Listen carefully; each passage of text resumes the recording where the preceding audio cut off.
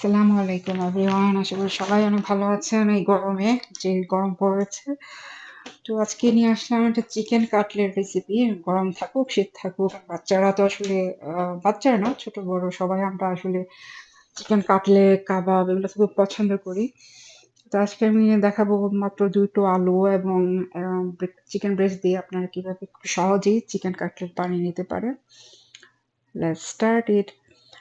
তো এর জন্য আমি এখানে একটা ব্রেস্ট নিয়ে নিয়েছি, ফুল একটা ব্রেস্ট নিয়ে নিয়েছি। এটাকে একটু কেটে নিলাম কারণ যাতে আমি ফুড প্রসেসরে আমি যখন এটাকে স্ম্যাশ করবো যেন স্মুথলি স্ম্যাশ হয়ে যায়। আপনারা আপনাদের ব্লেন্ডারে গ্রাইন্ডার অপশন থাকলে সেটাতেও করে নিতে পারেন। আর যে ২ টো আলু নিয়েছিলাম সেই ২ টো আলু আমি এখনই সিদ্ধ করে খুব ভালো করে স্ম্যাশ করে নিলাম। জাস্ট ডাবল একটু চেক করছি যে কোনো দলা যেন না থাকে। আর আলু এবং চিকেন এখন মিশিয়ে নিব। আর মেক সিউর আলুর পরিমাণটা যেন একটু চিকেনের চেয়ে একটু কম হয়। আলুর পরিমাণ বেশি হলে কিন্তু এটা খেতে ভালো লাগবে না। ওরকম টেস্ট পাওয়া যাবে না। আপনি যদি মনে করেন আলু বেশি সিদ্ধ দিয়েছেন, চিকেন মিক্স করতে এসে দেখলেন যে চিকেনের পরিমাণ কম, আলুর পরিমাণ বেশি, আপনি আলুটা একটু কমিয়ে রাখবেন। আপনি হয়তো ভর্তা করে খেলেন কিংবা চপ বানিয়ে খেলেন। মোদ্দা কথা আলুটা একটু কম দিতে হবে। আর এখন একটা ডিম খুব ভালো করে ফেটিয়ে মিশিয়ে নিব। আপনার অনেকে আস্ত একটা ডিম ছেড়ে দেয়। তো ওইটা আসলে মিক্স করতে আমার মনে হয় যে ঠিকভাবে মিক্স হলো কি হলো না। আপনারা যদি একটু ফেটিয়ে নিয়ে মিক্স করেন তাহলে এটা খুব সহজেই মিশে যাবে ভালো করে। এখন দিয়ে দিব ফুল ৩ টেবিল স্পুন কর্নফ্লাওয়ার। আমি আগেই খুব বেশি পরিমাণ দিব না। আমি চেক করে নিব মিক্স। আর দিয়ে দিলাম ধনেপাতা। এটা আমার সংরক্ষণ করা ছিল ফ্রিজারে। সেখান থেকে কিছুটা নিয়ে দিয়ে দিচ্ছি। আর এখন দিয়ে দিব বেরেস্তা। এটা আমি আসলে বেরেস্তা করে রেখে দেই। দেখা যায় যে কাবাব কিংবা যেকোনো খাবারে চট করে দিয়ে দেওয়া যায় আগে থেকে করে রাখলে। দিয়ে দিলাম বেরেস্তা ১/২ কাপের মতো পরিমাণ। একটু ভেঙে দিলাম। চিলি ফ্লেক্স দিলাম ১ টেবিল স্পুন পরিমাণ। আপনারা যদি ঝাল কম খান একটু কম দিতে পারেন। এখন দিয়ে দিব আন্দাজ মতো লবণ। লবণটা একটু আন্দাজ মতো দিতে হবে। পরে চেক করে নিব। কারণ এখন তো চেকের কোনো উপায় নেই।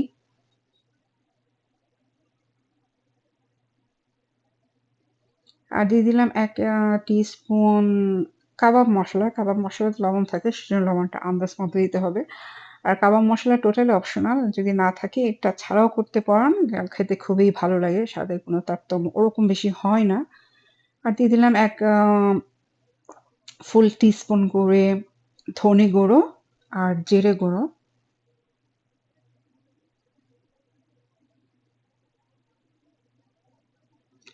এখন সবটাকে খুব ভালো করে আমি মিশিয়ে নিলাম, মিক্স করে নিলাম। তো মিক্স করার পরে দেখলাম যে একটু সফট হয়েছে। তো সেজন্য আমি একটু কর্নফ্লাওয়ার আরেকটু দিয়ে দিচ্ছি। তো এটা আসলে আপনারা যেই পরিমাণ নিবেন সেই অনুযায়ী আপনার কোয়ান্টিটি বুঝে আসলে আপনাকে কর্নফ্লাওয়ারটা ইউজ করতে হবে। কর্নফ্লাওয়ার আবার বেশি ইউজ করলে ভালো লাগবে না। তো ২ আ টে আ ফুল টিস্পুন দিয়েছি আমি। আর এখন দিয়ে আবার মিক্স করে নিলাম সবকিছু। এখন চলে যাব আ কাটলেট বানাতে। সেজন্য আমি এখানে একটা ডিম নিয়েছি। আমি ডিম আসলে লাগলে পরে আমি আবার একটা ফেটিয়ে নিব। ডিম যেটা হয় আসলে এটা দেখা যায় যে চিকেন লাগে, চিকেন লাগে এবং এই ডিমটা পরে ফেলে দিতে হয়। যদি পুরো ইউজ না হয়। সেজন্য আমি একটা ডিম নিয়েছি। লাগলে পরে আমি আবার একটা ফেটে নিব। আমার ডিমটা বড় সাইজের ছিল। ১ দিয়ে দিলাম সামান্য পরিমাণে একটু লবণ আর 1/2 টিস্পুনের মতো মরিচ গুঁড়ো। এই 1/2 টিস্পুন আন্দাজ মতো লবণ আর মরিচ গুঁড়ো একটা ডিফারেন্ট ফ্লেভার এনে দেয়। এবং ট্রাই করে দেখতে পারেন ডিমের মিক্সিতে দিয়ে। যখন আপনারা কাটলেট বানাবেন কিংবা কাবাব বানাবেন। আর এখন আমি নিয়ে নিলাম এখানে ১ কাপ ফুল ১ কাপ নিয়েছি আমি। ময়দা নিয়েছি, আপনারা চাইলে আটাও নিতে পারেন। আর দিয়ে দিলাম মরিচ গুঁড়ো, অল্প একটু স্বাদ মতো পরিমাণ দিয়ে দিলাম ধনে গুঁড়ো, দিয়ে দেব একটু জিরে গুঁড়ো আর লবণ। দিয়ে আমি এটাকে একটু মিক্স করে নেব। কোটিং এ যদি আপনি একটু এরকম স্পাইস মিক্স করেন, দেখবেন এটা আলাদা ফ্লেভার এনে দেয়। এবং এটা এই মসলাগুলো আসলে ঘরেই থাকে। আর যেটা হয় ঈদ মসলা ঘরে থাকে তো কাবাব মসলা না থাকলেও তখন আপনার আসলে এই স্বাদের ওরকম বেশি তারতম্য হয় না। আর আমি এটাকে ব্রেড ক্রাম্ব করে নিয়েছি। আমার ঘরে ব্রেড ছিল সেটা দিয়ে আমি ব্রেড ক্রাম্ব বানিয়ে নিয়েছি। আপনারা চাইলে টোস্ট বিস্কিট দিয়েও আ অ ক্রাম্ব করে নিতে পারেন। আমার বাসায় আজকে ব্রেড ছিল সেটা দিয়ে আমি একটু টোস্টে একটু হালকা টোস্ট করে তারপর গ্রাইন্ডারে আমি ক্রাম্ব করে নিয়েছি। তো এখন আমি চলে আসলাম কাটলেট বানাতে। যেহেতু আমি আসলে কাটলেট বানাবো আর কাটলেটের সাইজ শেপ তো আসলে এটাই দেই। এটাই দেখে আসছি আমরা। সেজন্য আমি এভাবে বানিয়ে নিচ্ছি। আপনারা চাইলে গোল করেও বানাতে পারেন। তো এখন আমি ১ম এ ময়দা গড়িয়ে নিলাম, তারপর ডিম এবং ফাইনালি এখন আমি দিয়ে দিব সেই ব্রেড ক্রাম্ব এটাকে রোল করে গড়িয়ে নিব। একটু সাবধানে করতে হবে যাতে সব দিকে ভালো করে খুব মিক্স হয়ে যায়, মিশে যায়। দেখেন পারফেক্টলি একদম তৈরি হয়ে গেল। এইভাবে আমি বাকিগুলো তৈরি করে নিব। তো ভিডিও আমি আর লেংথি করলাম না। আমি জাস্ট একটু দেখিয়ে দিলাম কিভাবে আপনি এভাবে এগুলো বানিয়ে নিতে পারেন। আর আপনাদের সময় থাকলে এটা ১৫-২০ মিনিটের জন্য ফ্রিজে একটু রেখে দিতে পারেন, নরমাল ফ্রিজে। তাহলে দেখবেন সেট আরো ভালো হবে। মানে একটু কোটিংটা একটু গায়ে লাগে। আজকে আমার একদম সময় ছিল না। আ সবাই ডিনারের জন্য ওয়েট করছিল। সো আমি আজকে আর ফ্রিজে রাখিনি। এটা টোটালি অপশনাল। যাতে একটু কি বলে তড়কা দেওয়ার মতো আরকি। আপনার যদি সময় থাকে রাখলেন, আর সময় থাকলেই আপনি এভাবে ফ্রাই করে নিবেন। আমি বাই দিস টাইম তেল দিয়ে দিয়েছিলাম প্যানে। তেল গরম হলে সবগুলো ছেড়ে দিলাম। তো আমি এখানে ফার্স্ট ব্যাচ আসলে ভেজে নিয়েছি। আরো আছে। তো সবগুলো এভাবে করে নিব। আর আমি ১ম এ আসলে একটা ছোট্ট সাইজের বল বানিয়ে ফ্রাই করে চেক করে দেখেছিলাম লবণটা। দেখলাম যে একদম লবণ পারফেক্ট আছে। পারফেক্ট না থাকলে হয়তো আমি লবণ আরেকটু মিক্স করে দিতাম।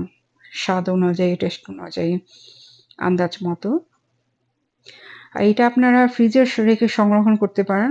যদি মনে করেন যে পরে খাবেন, তো জিপলক ফ্রিজে রেখে ঠান্ডা করে পরে ফ্রিজারে রেখে দিলেন জিপলকে করে, বক্সে করে রেখে।